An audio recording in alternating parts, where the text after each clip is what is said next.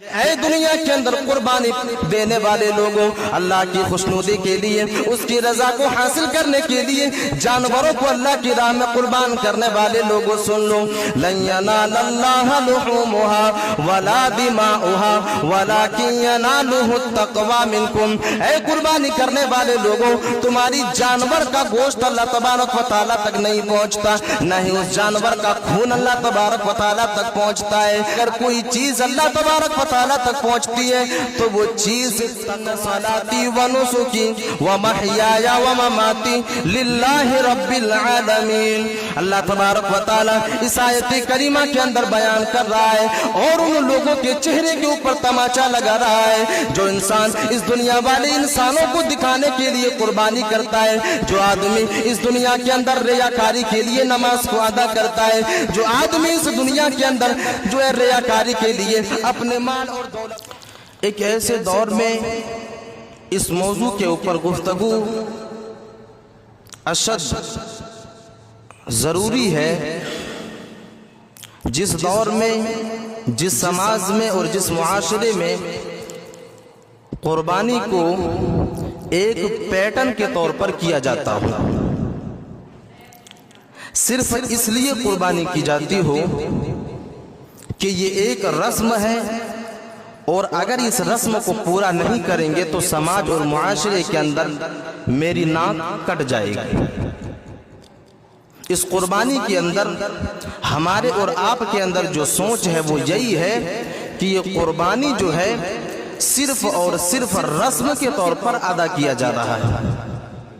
آج یہ قربانی ریاکاری کا مظہر بن چکا ہے۔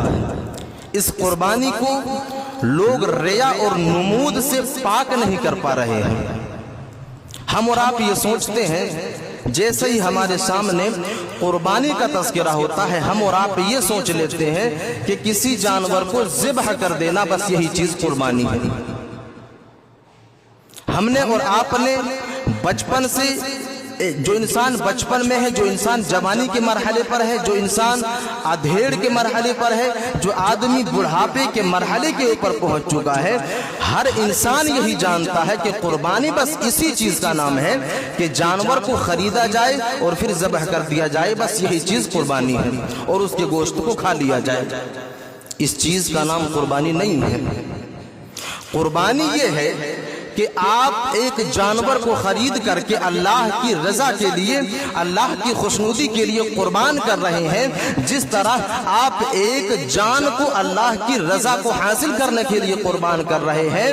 اگر اللہ کے اس دین کے لیے، اس اللہ کی خوشنودی کے لیے اگر اپنی جان کی بھی قربانی دینی پڑے تو ہم اپنی جان کی قربانی دینے سے پیچھے نہیں ہٹیں گے۔ یہ قربانی ہمیں یہ سبق دیتی ہے۔ اگر ایک آدمی کے اندر جھوٹ بولنے کی صفت ہے، اگر ایک آدمی کے اندر غیبت کی صفت ہے، اگر ایک آدمی کے اندر چغل خوری کی صفت ہے، اگر ایک آدمی کے اندر ریاکاری کی صفت ہے، ایک انسان کے اندر حرام خوری کی صفت ہے، تو قربانی دینے سے پہلے اس انسان کو چاہیے کہ ان سارے کے ساری صفات کے اوپر سب سے پہلے چھری کو چلایا جائے۔ ان صفات کے اوپر سب سے پہلے چھری کو چلایا جائے، اس کے بعد کسی جانور کی گردن کے اوپر چھری کو چلایا جائے۔ صحیح معنوں میں اگر قربانی ہے تو یہی قربانی ہے۔ اگر حقیقت میں اگر کوئی چیز قربانی ہے تو قربانی یہی ہے، اور قربانی ہمیں سبق یہ دیتی ہے کہ ہم جس طرح ایک جان کو قربان کر دیتے ہیں اگر دین کے لیے اور اس دین کی سربلندی کے لیے، اس رب کائنات کی خوشنودی کے لیے اگر اپنی جان کی قربانی، اگر اپنے مال کی قربانی، اگر وقت کی قربانی، اپنے اولاد کی قربانی یا اپنے پریوار والوں کی قربانی اگر دینی پڑے تو اس رب کائنات کی رضا کے لیے ہم ان ساری کی ساری چیزوں کی قربانی کو بڑی آسانی کے ساتھ پیش کر لے جائیں گے۔ یہ چیز قربانی ہے، اور قربانی کا تقاضا یہی ہے کہ ایک انسان جس طرح جانور کو قربان کرتا ہے اسی طرح اپنی جنسی خواہشات کو، اپنی نفسی خواہشات کو بھی اللہ کی رضا کے لیے، اللہ کی خوشنودی کے لیے قربان کر دیں۔ اللہ رب العالمین نے اس قربانی کے پیچھے کس مقصد کو واضح کیا ہے؟ ہم اور آپ رمضان المبارک کے مہینے کے اندر روزے کو رکھتے ہیں. جب اس مہینے کے روزے کے پیچھے مقصد کو جب ہم ڈھونڈتے ہیں تو مقصد یہ ہے کہ تاکہ ایک آدمی کے اندر, ایک انسان کے اندر, ایک بندہ خدا کے اندر, اس کے دل کے اندر تقوی پیدا ہو جائے. یہی چیز ہے, یہی لبے لباب ہے ایک انسان کی عبادت کا, ایک انسان کے روزے کا یہی لبے لباب ہے کہ روزے کے پیچھے مقصد یہ ہے کہ تقوی اس کے اندر پیدا ہو جائے. اور یہی چیز قربانی کے اندر بھی ہے, یہی چیز قربانی کے اندر بھی ہے کہ ایک آدمی کو قربانی کا حکم اس لیے دیا گیا تاکہ اس کے اندر اللہ کا خوف پیدا ہو جائے, اللہ کا ڈر پیدا ہو جائے. آئیے سب سے پہلے ایک آیت کریمہ کو دیکھتے ہیں, پھر بات کو آگے بڑھاتے ہیں. اللہ تبارک و تعالی قرآن مجید کے اندر ارشاد فرماتا ہے لن ينال الله لحومها ولا دماؤها ولكن يناله التقوى منكم.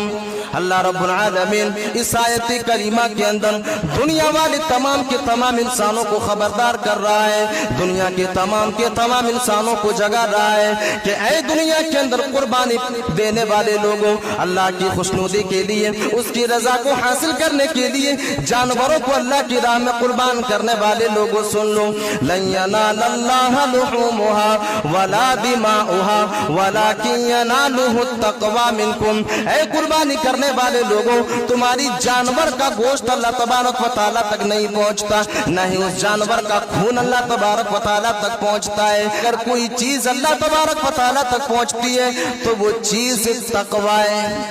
اگر کوئی چیز اللہ رب العالمین تک پہنچتی ہے تو صرف اور صرف تقوی ہے. تم جانور کو ذبح تو کر رہے ہو لیکن تمہارے دل کے اندر تقوی کتنا ہے, تمہارے دل کے اندر خلوص کتنا ہے, تمہارے دل کے اندر للہیت کتنا ہے, تم کتنا اللہ کی رضا کے لیے جانور کو قربان کر سکتے ہو, اپنے نفسی خواہشات کو قربان کر سکتے ہو.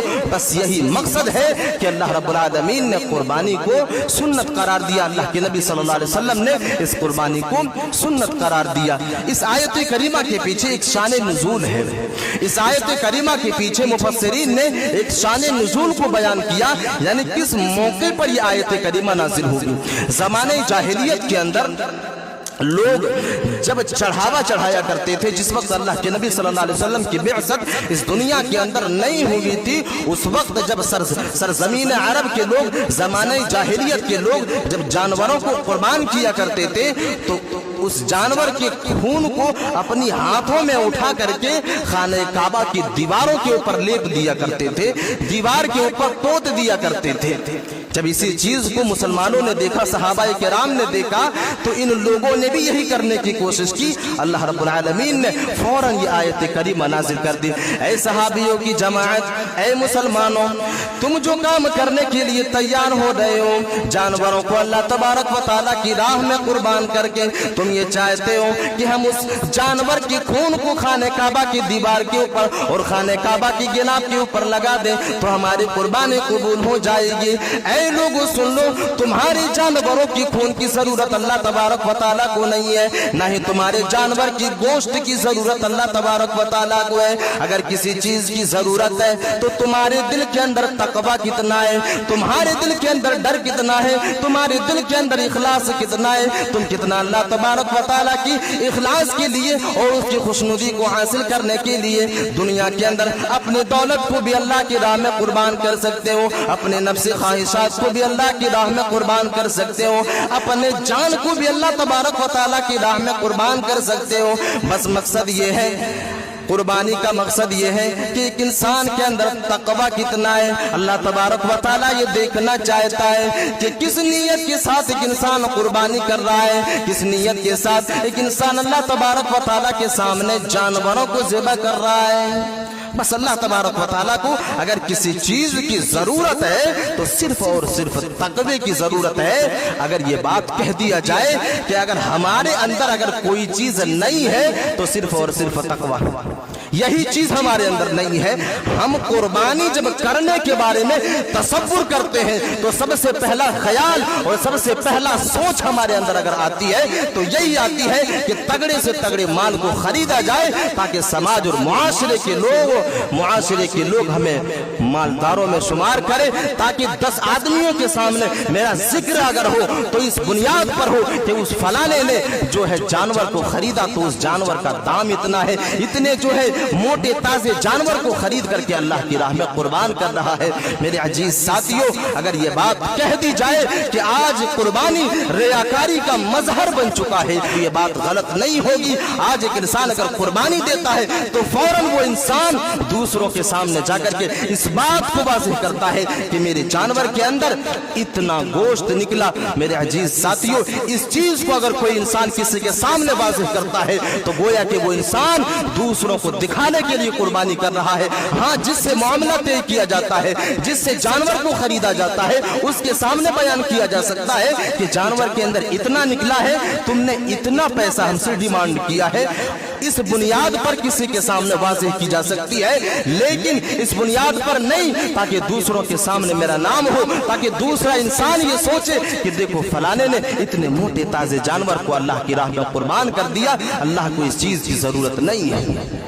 धीरे धीरे ये कुर्बानी रियाकारी का मजहर बनता हुआ जा रहा है, जबकि एक इंसान को सोचना तो ये चाहिए कि कुर्बानी का तकाजा क्या है, कुर्बानी सही मानों में हमसे चाहता क्या है, कुर्बानी देने का मकसद क्या है, कुर्बान करने का मतलब क्या है। मेरे अजीज साथियों, कुर्बानी का वाहिद मकसद ये है कि दिल के अंदर तकवा पैदा हो जाए और जो उसके अंदर गुनाहों के सिफात मौजूद है, गुनाहों के औसाफ मौजूद है, वो गुनाह के औसाफ उसके दिल के अंदर से खत्म हो जाए। उस इंसान के नफ्स से नफ्सी ख्वाहिशात के गले को घोंट दिया जाए। बस इसी चीज का नाम कुर्बानी है, जिसका तज़किरा अल्लाह रब्बुल आलमीन एक आयत करीमा के अंदर कर रहा है। और अल्लाह रब्बुल आलमीन ने इस आयत करीमा के अंदर कुर्बानी के साथ साथ और 2-3 चीजों का तज़किरा किया, और कुर्बानी के साथ इन 2-3 चीजों को वाज़ेह करने का मतलब ये है, मकसद ये है कि जानवरों को कुर्बान करने वाले लोगों, ये सिफत भी तुम्हारे अंदर होनी चाहिए। आइए उस आयत करीमा को देख लेते हैं।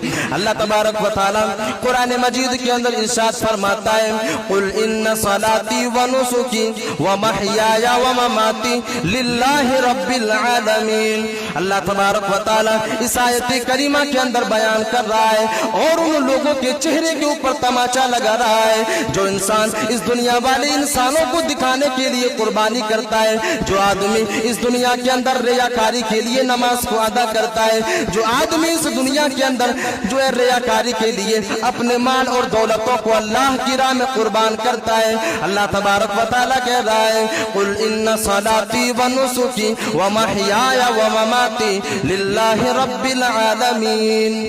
अल्लाह रब्बुल आलमीन इस आयत करीमा के अंदर बयान कर रहा है, और ये आयत करीमा एक सुन्नत है। अल्लाह के नबी सल्लल्लाहु अलैहि वसल्लम ने बयान फरमाया कि जब एक आदमी अपनी जानवरों को कुर्बान करने लगे तो उस इंसान को चाहिए कि दुआ के तौर पर इस आयत करीमा को पढ़े और उस इंसान के दिल के अंदर ये एहसास पैदा हो, उस इंसान के दिल के अंदर ये दाया पैदा हो कि हम इस दुआ को कुर्बानी के वक्त पढ़ रहे हैं, क्या ये सिफत हमारे अंदर मौजूद है या नहीं है। अल्लाह रब्बुल आलमीन कह रहा है, कुल इन्ना सलाती व नुसुकी व महयाया व ममाती लिल्लाहि रब्बिल आलमीन। ऐ नबी कह दीजिए, ऐ लोगों कह दो कि ये नमाज, मेरी नमाज अल्लाह तबारक व तआला के लिए है, मेरी कुर्बानी अल्लाह तबारक व तआला के लिए है, मेरी जिंदगी अल्लाह रब्बुल आलमीन के लिए है, मेरा जीना अल्लाह रब्बुल आलमीन के लिए है, मेरा मरना भी अल्लाह रब्बुल आलमीन के लिए है। इन सारी की सारी चीजें एक इंसान जब कुर्बानी करने के लिए तैयार होता है, दुआ के तौर पर इस आयत करीमा को पढ़ करके एक इंसान अपने दिल से ये इकरार करता है कि ये सारी की सारी चीजें हम अल्लाह तबारक व तआला के लिए कर रहे हैं और अल्लाह तबारक व तआला की खुशनुदी के लिए कर रहे हैं। गोया कि ये आयत करीमा एक इंसान के दिल के अंदर इखलास को पैदा करता है, लिल्लाहियत को पैदा करता है, अल्लाह की रजा और उसकी खुशनुदी के तलब के दाये को पैदा करता है जब एक आदमी इस आयत करीमा को पढ़ लेता है। अब जरा इस आयत करीमा के ज़िम्न में अपने दिल के अंदर तसव्वुर करें और गौर फिक्र करने की कोशिश करें, क्या हमारी नमाज अल्लाह तबारक व तआला के लिए है? अरे हम तो वो है जो नमाज ही नहीं पढ़ते, जो इंसान, जो आदमी नमाज नमाज पढ़ता है वो आदमी अपने सीने के ऊपर हाथ रख करके ये तसव्वुर करे, अपने सीने पर हाथ रख करके ये सोचे क्या हमारी नमाज अल्लाह तबारक व तआला के लिए है, क्या हम अपनी नमाज को अल्लाह की खुशनुदी के लिए पढ़ते हैं, अपनी नमाज को अल्लाह की रजा को हासिल करने के लिए पढ़ते हैं। अरे हमारी नमाज के अंदर भी रियाकारी मौजूद है, हमारी नमाज के अंदर भी दिखावा मौजूद है। हम तो वो है जो मेहमान के घर आ जाने पर मस्जिद के अंदर दाखिल हो जाते हैं और 2 रकात नमाज पढ़ करके फिर वापस चले जाते हैं ताकि मेहमान ये सोच ले कि फला इंसान मेरा जो रिश्तेदार है वो नमाजी है। मेरे अजीज साथियों, ये दोगली पॉलिसी नहीं चलने वाली इस्लाम के अंदर। इस्लाम के अंदर अगर चलेगी तो लिल्लाहियत चलेगी, इस्लाम के अंदर अगर चलेगी तो इखलास चलेगी, इस्लाम के अंदर अगर चलेगी तो सिर्फ और सिर्फ तकवा चलेगी। इसीलिए अल्लाह के नबी सल्लल्लाहु अलैहि वसल्लम ने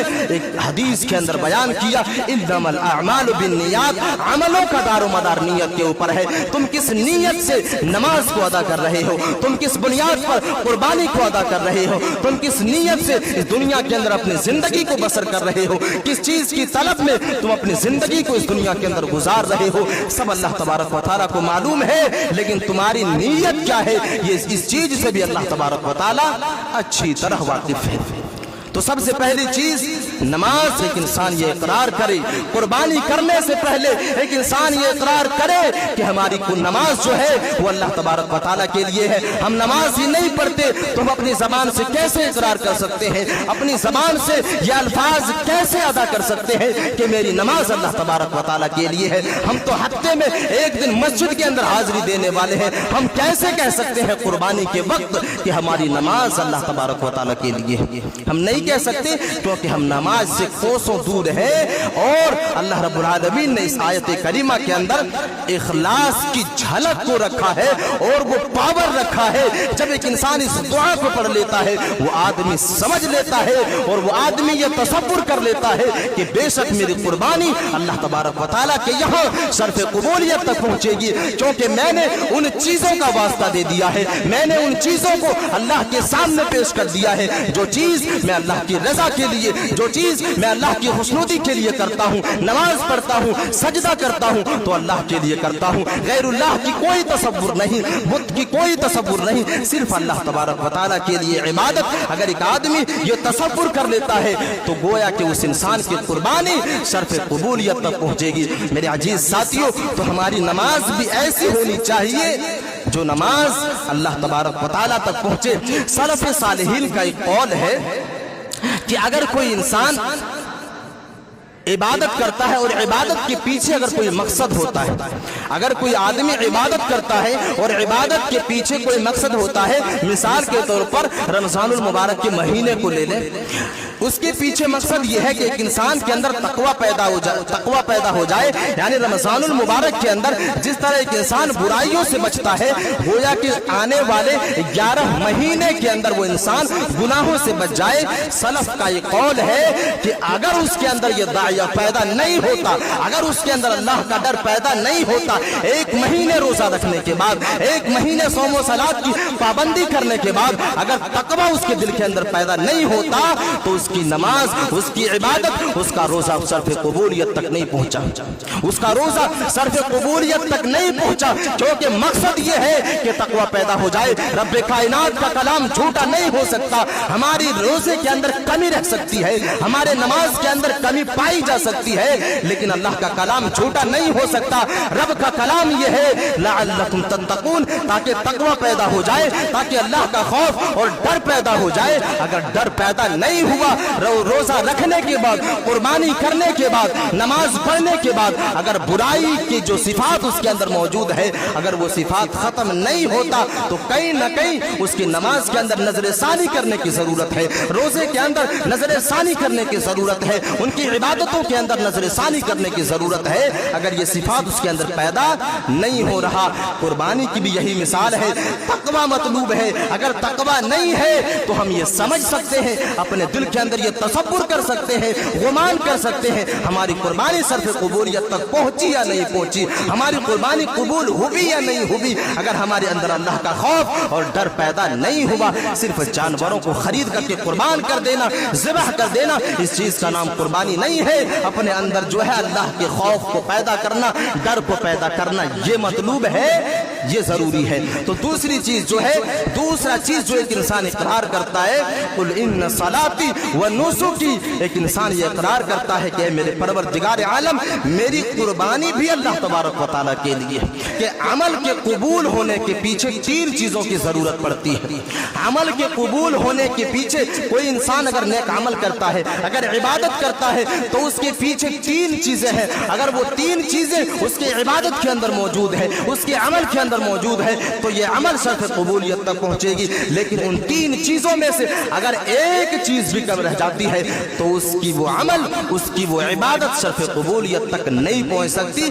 جن میں سب سے پہلی چیز ہے وہ توحید کی امانت ہے, خالص توحید ہے. اگر ایک آدمی قربانی کرے تو اس انسان کے دل کے اندر یہ چیز ہو کہ ہم اللہ تبارک و تعالیٰ کی رضا کے لیے قربانی کر رہے ہیں. اس کے گھر کے اندر شرک کا بول بالا نہیں ہے, وہ انسان شرک نہیں کرتا, اس کے گھر والے شرک نہیں کرتے. جس کے نام کے اوپر قربانی پڑنے والی ہے, جس کے نام کے اوپر ہم قربانی دینے والے ہیں, اس انسان کے کردار کے اوپر غور کیا جائے, اس انسان کے صفات کے اوپر تصور کیا جائے. کہیں وہ شرک کی غلاظت میں تو موجود نہیں ہے, کہیں وہ شرک کے عمیق گڑھے میں موجود تو نہیں ہے. اگر شرک کی غلاظت گھروں کے اندر ہے تو قربانی قبول نہیں ہو سکتی, کیونکہ رب کائنات کا یہ وعدہ ہے, وَقَدِمْنَا إِلَى مَا عَمِلُوا مِنْ عَمَلٍ فَجَعَلْنَاهُ هَبَاءً مَنْثُورًا. اس کی نیکیوں کو تباہ و برباد کر دی جاتی ہے, اس کی نیکیوں کو ہواؤں میں اڑا دی جاتی ہے, ذرات کی طرح اڑا دی جاتی ہے. وَقَدِمْنَا إِلَى مَا عَمِلُوا مِنْ عَمَلٍ فَجَعَلْنَاهُ هَبَاءً مَنْثُورًا.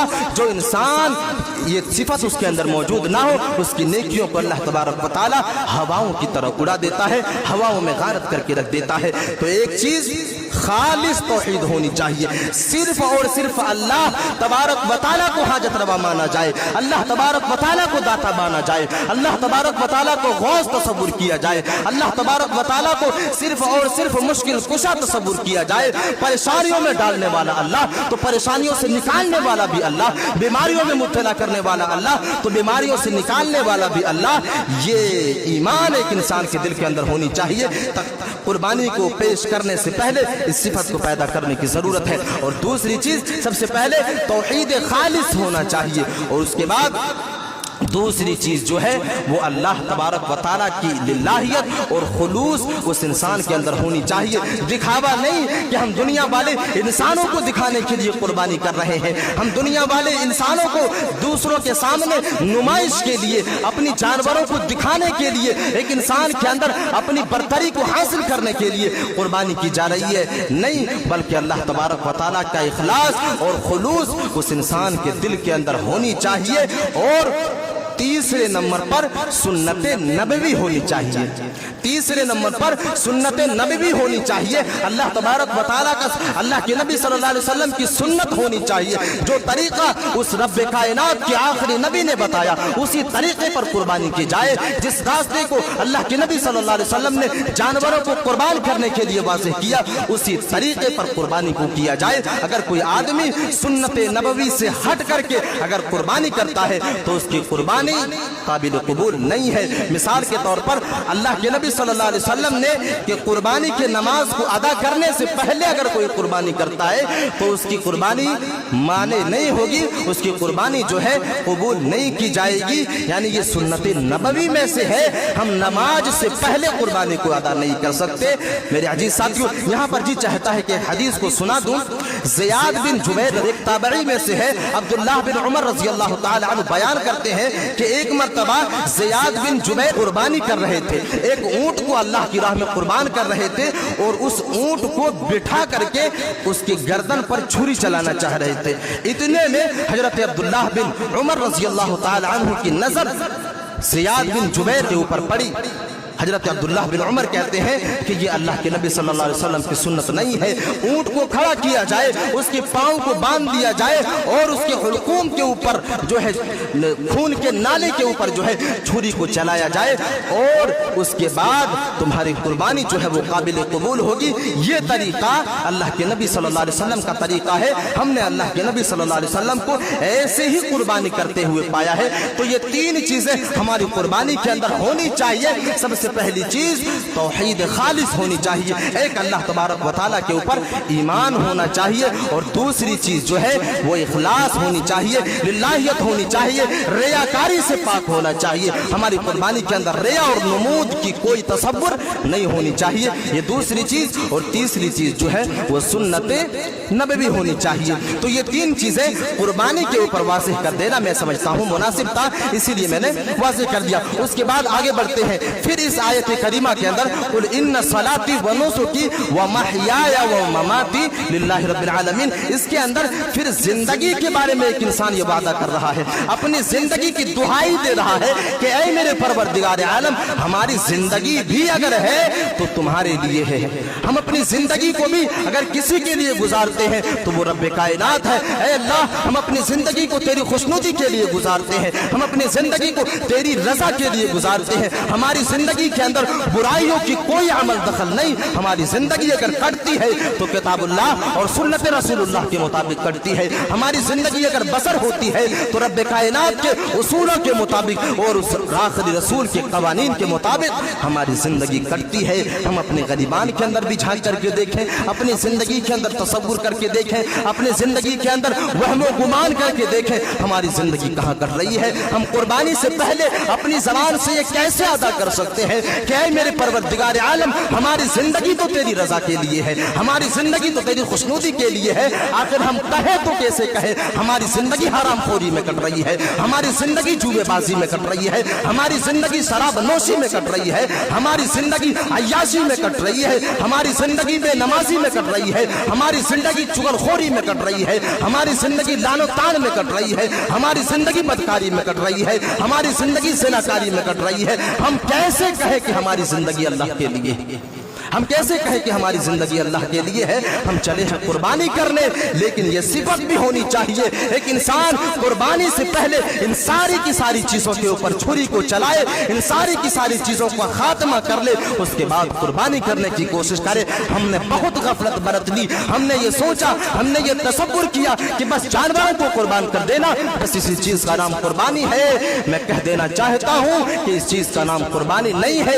قربانی ہے تو اس چیز کا نام قربانی ہے۔ تمہارے اندر جو گناہوں کی صفات موجود ہیں، تمہارے اندر جو بدکاری کی صفات موجود ہیں، تمہارے اندر جو ریا اور نمود کی صفات موجود ہیں، تمہارے اندر جو چغل خوری اور غیبت کی صفات موجود ہیں، دوسروں کے مال کو ہڑپنے کے جو صفات موجود ہیں، غریبوں کو ستانے کے جو صفات موجود ہیں، یتیموں کے مال کے اوپر ناجائز قبضہ کرنے کے جو صفات موجود ہیں، ان تمام کے تمام صفاتوں کا گلا گھونٹ دو، اسی چیز کا نام قربانی ہے، اسی چیز کا نام قربانی ہے۔ قربانی کرنے سے پہلے ان تمام کے تمام چیزوں کا خاتمہ ضروری ہے، اور ان تمام کے تمام چیزوں کو اپنے نفس سے دور کرنے کی ضرورت ہے۔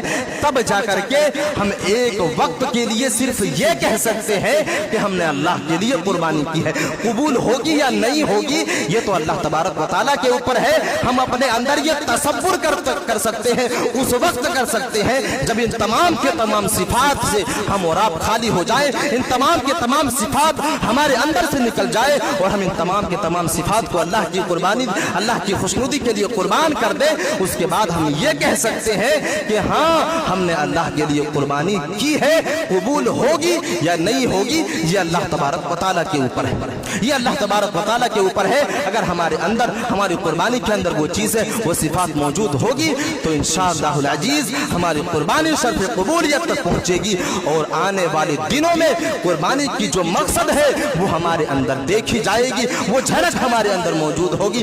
तकवा जिसकी वजह से अल्लाह के नबी सल्लल्लाहु अलैहि वसल्लम ने इस कुर्बानी को सुन्नत करार दिया, तकवे के हुसूल के लिए, तकवे को और अल्लाह के डर को अपने अंदर पैदा करने के लिए कुर्बानी को सुन्नत करार दिया। अगर हमारी कुर्बानी कबूल होगी तो हमारे अंदर तकवा पैदा हो जाएगा और हमारे अंदर अल्लाह तबारक व तआला का खौफ और डर पैदा होगा। मेरे अजीज साथियों, इस आयत करीमा के अंदर आखिर में और एक चीज की तरफ अल्लाह ने इशारा किया। जिंदगी तो अल्लाह तबारक व तआला के ऊपर है, अल्लाह तबारक व तआला के लिए है, लेकिन हमारी मौत भी अल्लाह तबारक व तआला की रजा के लिए हो। जब हम इस दुनिया को छोड़ करके जाएं, जब हम इस दुनिया से अलविदा कहने लगे, उस वक्त भी हमारा ईमान अल्लाह तबारक व तआला के ऊपर हो, उस वक्त भी हमारा ईमान उस रब कायनात के ऊपर हो, उस वक्त भी हमारा अकीदा ये हो कि इस दुनिया का मालिक सिर्फ और सिर्फ अल्लाह तबारक व तआला है, क़यामत के दिन का मालिक सिर्फ और सिर्फ अल्लाह तबारक व तआला है। इसीलिए इस आयत करीमा के अंदर अल्लाह रब्बुल आलमीन कह रहा है,